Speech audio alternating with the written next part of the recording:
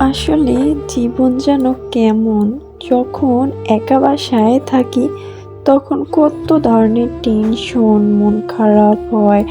আর যখন বাহিরে বের হই তখন কোনো মন খারাপ কাজ করে না। মনটা এমনিই ভালো হয়ে যায়। প্রত্যেকটা মানুষের ক্ষেত্রে এমন হয় কি না জানি না। তবে আমার ক্ষেত্রে সব সময় এমন হয়।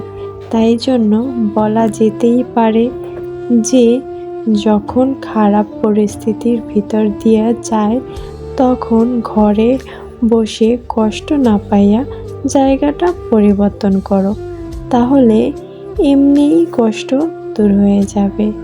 মানুষের ভিতরে দুঃখ কষ্ট থাকবেই, এটা অতিক্রম করার দায়িত্ব শুধু নিজের।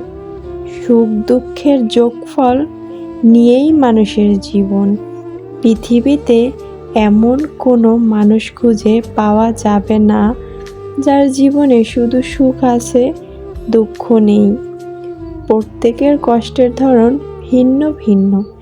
কেউ অল্প আঘাতে খুব কষ্ট পায়, আবার কেউ তীব্র আঘাতেও হাসি মনে সহ্য করে নেয়।